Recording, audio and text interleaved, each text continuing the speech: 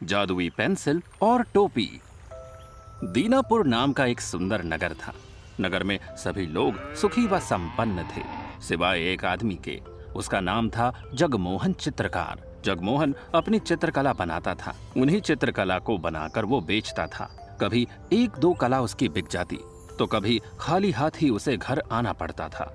वो रोज नई कलाओं के चित्र बनाता, लेकिन नगर के लोगों को पसंद आ जाए ऐसा चित्र वो बना नहीं पाता था। एक दिन वो अपनी चित्रकला की दुकान लगाकर बैठा था। तभी नगर के नामचीन सेठ आए और बोले, अरे जगमोहन, सुना है बड़ी अच्छी चित्रकारी करते हो। भाई मुझे अपने बेटे का एक चित्र तुमसे बनवाना है। अगर अच्छा बना दिया तो अच्छे पैसे दूंगा। हाँ सेठ जी, मैं जरूर आपके बेटे का चित्र बना दूंगा। आप विश्वास रखिए। ये देखिए मैंने कितने चित्र बनाए हैं, ये देखिए। धनीराम सेठ जगमोहन के चित्र को देखता है और उसे अपने साथ लेकर आ जाता है, जहां वो सेठ के बच्चे की चित्रकला को बनाता है। उस समय सेठ का बेटा सो रहा था, लेकिन जगमोहन अपनी चित्रकला बनाने लगता है। जगमोहन काफी अच्छी कला बनाता है और हूबहू बच्चे के चेहरे को कागज पर उतार देता है। लेकिन जब जगमोहन अपने पैसे मांगता है, सेठ जी मैंने आपके बच्चे की तस्वीर बना दी है, अब वादे के मुताबिक मुझे मेरी मेहनत के पैसे दे दीजिए। धनीराम सेठ अब अपनी बनियागिरी दिखाता है और कहता है, अरे पैसे? कैसे पैसे? तूने मेरे बेटे की तस्वीर कहाँ सही बनाई है? मेरा बेटा सो रहा था, लेकिन तूने जागती हुई तस्वीर बना दी। देख भाई, मैंने कहा था ना कि अगर तस्वीर सही नहीं बनाई तो मैं कोई पैसे नहीं दूंगा, इसलिए तुझे एक फूटी कौड़ी नहीं दी जाएगी, समझा? लेकिन सेठ जी मैं काफी देर से चित्रकला कर रहा था, उसके लिए कुछ पैसे तो दो। मैंने अपनी पेंसिल और रंग सब लगाए हैं इसमें। धनीराम सेठ को गुस्सा आ जाता है और गुस्से में वो जगमोहन के हाथ से पेंसिल लेते हुए उसके थैले को छीन लेता है और कहता है, अरे तुझे चित्रकारी करनी आती नहीं है, और चित्रकार बना फिरता है। आज से तू कभी चित्रकारी नहीं कर पाएगा और ना लोगों को परेशान कर पाएगा। ये कहकर धनीराम सेठ जगमोहन की पेंसिल को तोड़ देता है और उसके सारे रंगों को फैला देता है। जगमोहन रोते हुए कहता है, सेठ जी ये क्या कर दिया आपने? मुझ गरीब की रोजी रोटी छीन ली। अब मैं किससे अपनी चित्रकारी करूंगा? अरे क्या करेगा चित्रकारी करके? वैसे भी तू लोगों को परेशान ही कर रहा है। इससे बेहतर होगा कि तू चित्रकारी ना करे, समझा? जगमोहन सेठ से काफी मिन्नतें करता रहा, लेकिन सेठ नहीं माना और अंत में सेठ ने जगमोहन को धक्के मार मार कर घर से बाहर कर दिया। जगमोहन उदास मायूस होकर जाने लगा और रोते हुए बोला, अब मैं अपना परिवार कैसे चलाऊंगा? मेरे पास तो इतना धन भी नहीं है कि नई पेंसिल और रंग ले आऊं ताकि फिर से अपनी चित्रकारी कर सकूं। ये बड़बड़ाता हुआ वो जा रहा था। तभी रास्ते में एक नदी पड़ी, जिसके पास वो कुछ देर बैठकर आराम करने लगा और वो आराम करते करते सो गया। जगमोहन को एहसास हुआ कि कोई उसके पास बैठा है। जगमोहन ने जैसे ही आंखें खोली तो देखा एक सांप जगमोहन के पास बैठा है। जगमोहन उसे देखकर डर गया और बोला, आप भी क्या मुझे मारने के इरादे से आए हैं? वैसे भी उस सेठ ने मुझे बेसहारा तो कर ही दिया है। मैं भूखा हूँ, मुझे कुछ खाने को चाहिए। अगर तुम कुछ दे सकते हो तो दे दो, नहीं तो मरने के लिए तैयार हो जाओ, क्योंकि इस नदी के पास जो भी आराम करता है मैं उससे इसी प्रकार भोजन लेता हूँ। लेकिन मेरे पास इस वक्त तो कुछ नहीं है। तुम चाहो तो मुझे और मेरे परिवार को डस लो ताकि हम चैन से मर सके, क्योंकि जीने के लिए अब कुछ नहीं बचा है मेरे पास। इसलिए मेरा ये काम कर दो। अच्छा ये बात है, आखिर तुम इस तरह मरना क्यों चाहते हो? अरे लोग तो अपने परिवार के लिए जान दे देते हैं और तुम हो कि अपने परिवार सहित मरना चाहते हो, ऐसा क्यों? तब जगमोहन ने अपनी सारी बात उस सांप को बताई। सांप ने जगमोहन की बात सुनी और कहा, मरने से समस्या का हल नहीं होता मेरे दोस्त। ये दुनिया ऐसी ही है, हमेशा कमजोर और गरीब इंसान के हक को खाकर ही चैन लेती है। इसलिए आज मैं तुम्हें एक ऐसी चमत्कारी पेंसिल और टोपी देता हूँ जिसके बाद तुम्हें फिर कभी भूखा या परेशान नहीं होना पड़ेगा। ये कहकर सांप नदी में गया, लेकिन कुछ देर बीतने के बाद जब वो वापस नहीं आया तो जगमोहन ने कहा, अरे ये सांप देवता क्यों नहीं आए? लगता है ये भी मेरी गरीबी का मजाक उड़ाकर चले गए। तभी अचानक वो सांप अपने सर पर सुनहरी टोपी और मुंह में एक पेंसिल लेकर आया और जगमोहन के पास टोपी और पेंसिल रखकर बोला, ये लो जगमोहन, ये पेंसिल मैं तुम्हें देता हूँ। ये कोई मामूली पेंसिल नहीं है। इस पेंसिल से जो कुछ भी तुम बनाओगे वो उसी पल तुम्हारे सामने हाजिर हो जाएगा। और इस टोपी को जब जब पहनकर तुम जिसके बारे में जैसा बोलोगे वो आदमी उसी पल वैसा ही बन जाएगा। मगर मगर मगर क्या सांप देवता? मगर ये, अगर तुमने एक बार जिस किसी की भी तस्वीर या कुछ भी इस पेंसिल से बनाया वो हाजिर तो हो जाएगी, लेकिन किसी ने इस पेंसिल की तारीफ की तो वो पेंसिल उसी समय उस इंसान को बंदर बना देगी।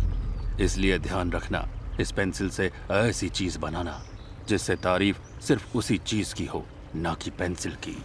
और जो भी चीज तुम बनाओगे वो इस टोपी को पहन कर बनाना, और जब तुम टोपी उतार कर रख दोगे वो चीज उसी पल गायब हो जाएगी। लेकिन जब उस इंसान को ठीक करना हो तो कैसे होगा? उसके लिए तुम्हें इस पेंसिल को तोड़ना होगा और टोपी को जलाना होगा। उसके बाद वो इंसान ठीक हो जाएगा और ये पेंसिल हमेशा के लिए गायब हो जाएगी। ये कहकर वो सांप वापस पानी में चला गया। जगमोहन वो जादुई पेंसिल और टोपी लेकर घर आ गया और अपनी पत्नी को सारी बात बताई। अरे ये क्या कह रहे हो आप? भला ये जादू आज के समय में होते भी है? लेकिन भाग्यवान, उस सांप ने तो ऐसा ही कहा था। मगर मैं इससे क्या बनाऊं जिससे तारीफ उस चीज की हो, ना कि पेंसिल की? आप एक काम करो, इससे एक नर्तकी बनाओ, क्योंकि वो जब बाहर आकर अपना नृत्य करेगी तो लोग उसकी तारीफ करेंगे, पेंसिल की नहीं। और इस पर पैसे भी लुटाएंगे। इससे अपना काम भी चलेगा और पेंसिल को कोई नुकसान भी नहीं होगा। अरे वाह, ये तो मैंने सोचा ही नहीं। मैं एक काम करता हूँ, सबसे पहले अपने लिए एक पेंसिल बना लेता हूँ, ताकि उस पेंसिल से मैं अलग अलग चित्रकारी करके रख लूँ, ताकि जब लोग मेरी कला खरीदने आए तो उस नर्तकी का नृत्य देखकर खरीद कर जाएं। ये कहकर जगमोहन जैसे ही टोपी पहनकर एक कागज पर पेंसिल बनाता है तो फौरन वो पेंसिल बाहर आ जाती है और शर्त के मुताबिक वो तारीफ उस जादू से आई पेंसिल की करते हैं, जिससे पेंसिल को कोई नुकसान नहीं होता है। जगमोहन ने चित्रकारी की और अपनी दुकान के पास एक बोर्ड लगा दिया जिस पर लिखा था कि जो भी उसके चित्रकारी को खरीदेगा उसे वो एक सुंदर नर्तकी का नृत्य दिखाएगा। इस बोर्ड को पढ़कर नगर के काफी लोग वहां आ गए और जगमोहन से उसकी चित्रकला को खरीद लिया। जगमोहन ने अपनी जादुई टोपी पहनी और एक सुंदर नर्तकी को बनाया जो प्रकट होकर लोगों के लिए नृत्य करने लगी। सभी ने उस सुंदर नृत्य करने वाली की जमकर तारीफ की और इसी तरह रोज रोज नई नई नर्तकियों के कारण लोग उसके सब चित्र खरीद लेते। कुछ दिन ऐसा ही चलता रहा। जब इस बात की खबर उसी सेठ तक पहुंची तो सेठ ने अपने आदमी से कहा, अरे क्या बात कर रहे हो? अपने नगर में वो चित्रकार नई नई नर्तकियों को पेश कर रहा है? ये कैसे हो सकता है? अगर ऐसी बात है तो हमें भी तो नृत्य देखना चाहिए। हाँ सेठ जी, मगर उसकी यही शर्त है कि उससे उसकी चित्रकारी खरीदनी पड़ेगी, तभी वो नर्तकी का नृत्य दिखाएगा। अरे तो कोई बात नहीं, हम उसके सारे चित्र खरीद लेंगे और अकेले में नृत्य का लुत्फ उठाएंगे। मुंशी जी, एक काम करो, हमारे आने की सूचना उसे दे दो ताकि लोग उसके चित्र ना खरीद लें। मुंशी ने जगमोहन को जाकर सेठ के आने की खबर दी। जगमोहन ने कहा, देखिए मुंशी जी, वैसे भी एक बार इसी सेठ ने मेरी चित्रकारी का मजाक उड़ाया था और मुझे धक्के देकर घर से भगाया था। इसीलिए उस सेठ से मैं एक चित्रकला का 4 गुना धन लूंगा, तब ही नृत्य दिखाऊंगा। ठीक है जगमोहन, सेठ जी ने यह भी कहा था कि वो मुंह मांगे पैसे तो देंगे, लेकिन वो मुंह मांगे नर्तकी का नृत्य भी देखेंगे। हाँ हाँ, क्यों नहीं, आने दीजिए सेठ को। दिन बीता, समय निकला और रात हुई। सेठ जी भी जगमोहन की दुकान पर आए और बोले, अरे तो जगमोहन, फिर से चित्रकारी करने लगे हो? चलो अच्छा है, मैं तुम्हारी ये सारी चित्रकला खरीदने को तैयार हूँ, पर मुझे स्वर्ग की अप्सरा का नृत्य देखना है, वो भी मेनका का। बोलो, दिखाओगे? हाँ सेठ जी, लेकिन याद रखिए नृत्य देखने के बाद आपको उसकी तारीफ करनी है, ना कि मेरी। अरे हाँ हाँ, हम उसी की तारीफ करेंगे जो अच्छा काम करेगा, तुम्हारी तो कभी नहीं करेंगे। हाँ। वादे के मुताबिक सेठ के लिए जगमोहन ने स्वर्ग की अप्सरा का चित्र बनाया। चित्र बनते ही मेनका अप्सरा प्रकट हो गई, जिसने बहुत ही सुंदर नृत्य किया। ये करिश्मा देख सेठ हैरान रहा। उसने उस नृत्य का आनंद लिया और जब नृत्य बंद हुआ तो सेठ ने कहा, अरे वाह वाह वाह, क्या नृत्य है! आज स्वर्ग तुमने जमीन पर ला दिया जगमोहन। लेकिन इस अप्सरा से ज्यादा तारीफ तो तुम्हारी है, जिसने इस कला को बनाया, और उससे ज्यादा तारीफ तो उस चमत्कारी पेंसिल की है, जिसने इसे हकीकत का रूप दिया। सेठ के इतना कहते ही सेठ फौरन बंदर के रूप में आ जाता है और वो अप्सरा गायब हो जाती है। ये देखकर जगमोहन हैरान हो जाता है। उसके माथे से पसीना बहने लगता है। अरे ये क्या हो गया? सेठ तो बंदर बन गए, अब क्या होगा? अरे ये क्या कर दिया तूने? सेठ को बंदर बना दिया। मैं पूरे गांव में तेरी शिकायत करूंगा और पंचायत से तुझे सजा भी दिलवाऊंगा। अरे जगमोहन, ये क्या कर दिया तूने? मुझे ठीक कर दो, मुझे कैसे भी करके ठीक कर दो। अरे मैं मानता हूँ कि उस दिन मैंने तुम्हारी बेइज्जती की, पेंसिल तोड़ी, उस बात की इतनी बड़ी सजा ना दो। लेकिन सेठ जी, मैंने कुछ नहीं किया। ये सब उस श्राप की वजह से है जो जादुई सांप ने कहा था। जगमोहन ने पूरी बात सेठ को बताई। तब सेठ ने कहा, अरे अरे, तो उस पेंसिल को तोड़ जगमोहन।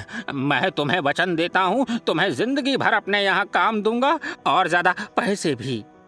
नहीं सेठ जी, अगर मैंने इसे तोड़ दिया तो ये हमेशा के लिए चली जाएगी और फिर मैं कहाँ से ये सब कर पाऊंगा। जगमोहन वहां से जाने लगा। तभी उसके मन से आवाज आई, रुक जा जगमोहन, ये क्या कर रहा है? माना सेठ गलत है, पर है तो इंसान ही, और ये जादू सिर्फ इंसान को अपाहिज बनाता है। वो सेठ एक इंसान है, अगर वो इस तरह रह गया तो उसके बच्चों का क्या होगा, ये तो सोच। जगमोहन ने अपने मन की बात सुनी और सेठ से बोला, सेठ जी, वैसे तो आपने मेरे साथ बुरा किया है, लेकिन मैं आपके साथ नहीं करूंगा। मैं इस जादुई पेंसिल को तोड़कर आपको ठीक कर देता हूं। ये कहकर जगमोहन ने उस पेंसिल को तोड़ दिया और उस टोपी को जला दिया।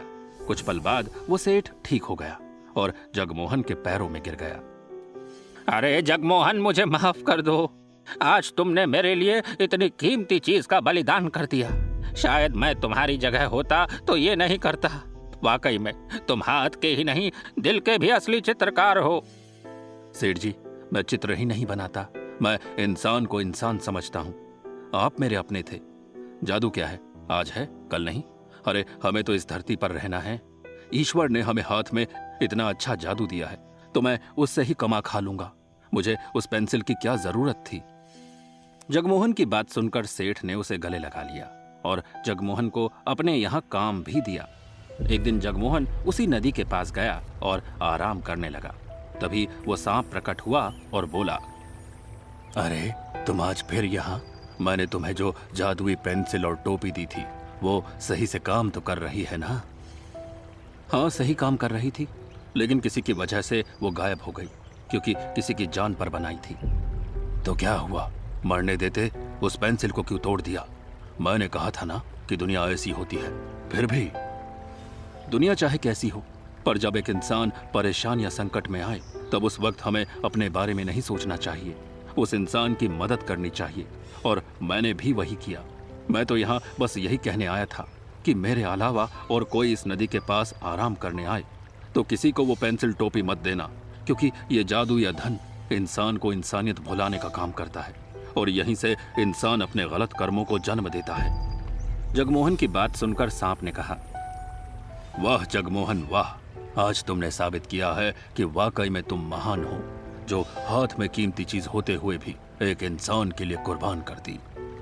मैं तुम्हारी इस बात पर बहुत खुश हूँ और तुम्हें पुनः ये पेंसिल और टोपी देता हूँ और कहता हूँ, इस पेंसिल से लोगों का भला करना और कभी भी लालच या अपने धर्म से मत मुड़ना, क्योंकि इंसान को भगवान और किस्मत दोबारा मौका देती है और उससे ज्यादा देती है जितना उसने त्याग किया। इसलिए इस पेंसिल से जो कुछ बनाओगे वो तुम्हें मिलेगा और इस टोपी को जब भी हवा में घुमाओगे तो धन की बरसात होने लगेगी। ये कहकर सांप चला गया। अब जगमोहन उस दिन के बाद से कभी परेशान नहीं हुआ। उसने अपनी पेंसिल और टोपी से गरीब लोगों की मदद की और खुशी खुशी अपना जीवन बिताया। धन्यवाद।